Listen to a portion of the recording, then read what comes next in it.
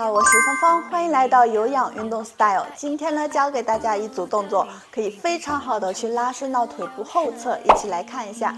首先呢，身体来到四足跪姿，将你的右脚向前来到双手的中间，也就是胸腔的正下方，左脚可以保持脚尖回勾。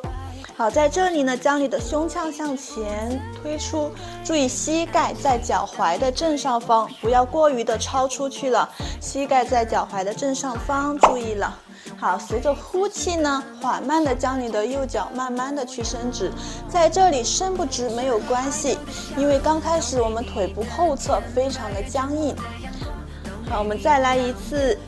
吸气时，脚踩下去，胸腔向前延伸；呼气，你可以拱腰拱背，慢慢的微屈腿，在这里保持一个呼吸。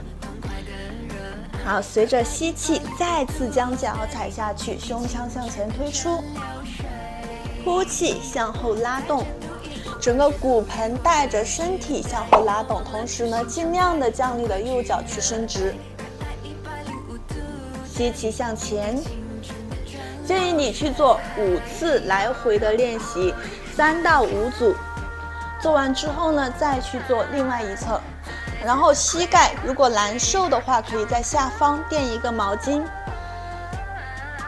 吸气向前，脚掌踩下去，胸腔向前推，呼气向后，骨盆向后拉。可以稍微的拱腰拱背低头，吸气再向前，呼气向后。做完之后呢，你再去进行另外一侧的练习，脚尖回勾，吸气抬头挺胸腔，呼气向后，吸气再向前。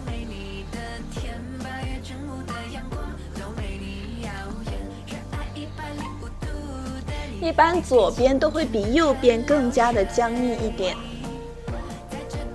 但是只要你坚持练习，我们腿部后侧的肌肉就会变得非常的柔软，整个腿部线条也会变得更好看。这个动作你学会了吗？如果有任何疑问，欢迎评论、点赞、加关注，我们下期见，拜拜。